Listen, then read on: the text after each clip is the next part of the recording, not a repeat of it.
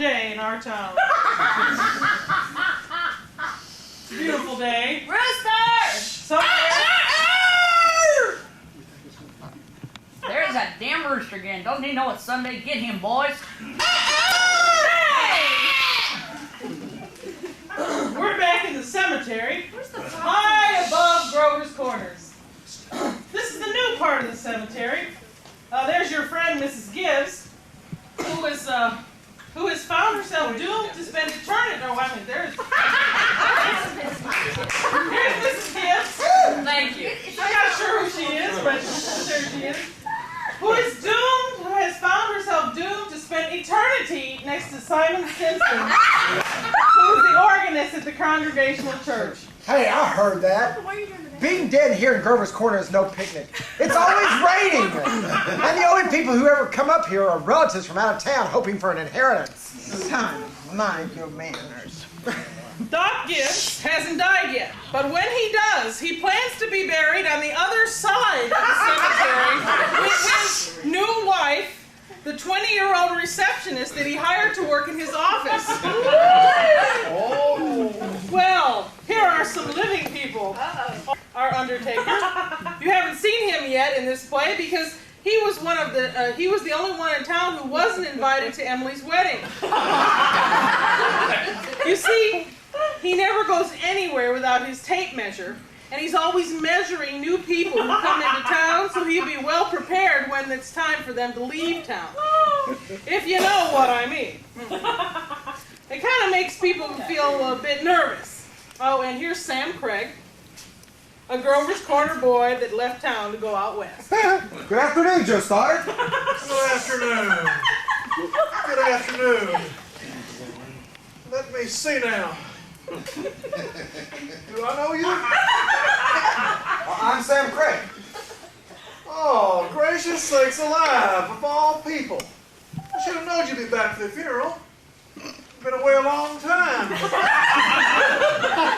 you've grown 6 inches. Yes, I've been away over 12 years. I was in the East when I heard of my cousin's death. I remember when Emily and I used to play doctor in the back of Bessie's stall.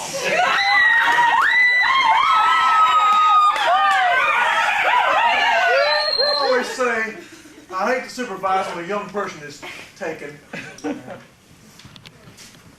What? Oh, Farmer McCarthy! I used to do chores for him after school. That's right. Where's he right here? Hey! Oh, Farmer McCarthy! Hey, Mr. Ginger. Oh, Farmer McCarthy!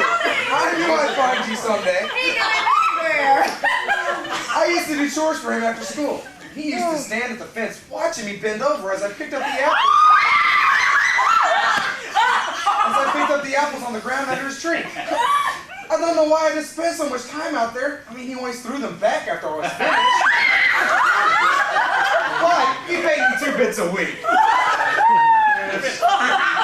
We brought Farmer McCarthy here a number of years ago. And we never could figure out why he never got married. Well, he was making apples. He was the organist of the church, wasn't he? Drank a lot, we used to say. Why don't you mind your own business, city boy?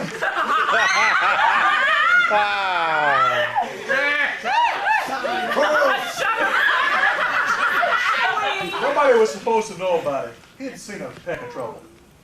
Yeah, what was that peck of trouble? Did he? With those apples. Who cares? Yeah. He hung himself in the church during the choir practice. On the 4th verse, he couldn't take it any longer. Chose his own epitaph. You can see it there. It ain't a verse exactly. Why, it's just some notes of music. Hum it. What is it? What is that? Sing a few What is it? What does it say? It was wrote up in the Boston papers at the time. You know what it is? What? It's a theme song from the Three Stooges. Excuse me now, I see they're coming. Who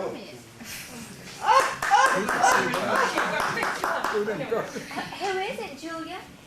It's my daughter-in-law, Emily Webb. I remember Emily's wedding. You could hardly tell she was 6 months pregnant. Singing. Singing. Sing.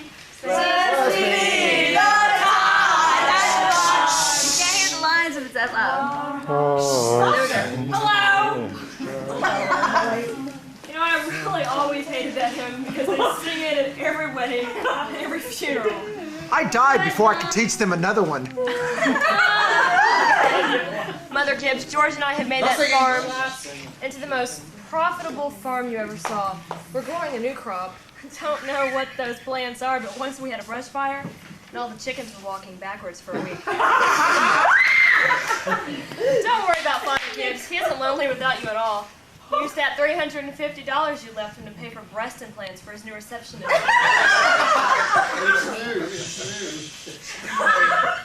Look at that star. I don't recall what its name. Oh no. My boy Joel was a sailor. He knew them all. I remember your boy. He sat on the porch evenings and told them all by name. Yes, sir. Wonderful. I remember your boy Joe. He was with me on that Boy Scout camp trip, Crawford's Notch. We were on a hill looking poo.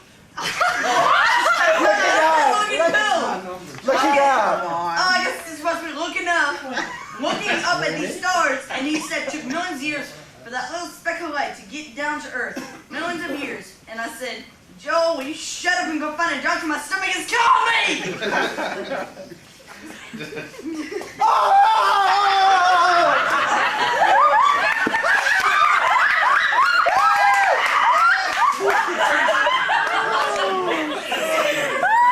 Goodness, I ain't no way to behave.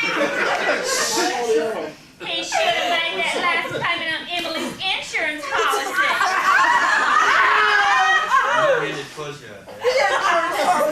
Well, it's 11 o'clock in Grover's Corner, Ding dong, ding dong, ding dong. and there isn't any culture or love of beauty. Everybody's resting in Grover's Corner. I hear tell that this cemetery is going to be bulldozed in order to build a school for the deaf. But I suppose that's already been done. I suppose that don't do no harm. Tomorrow's going to be another day. Tomorrow's going to be another show.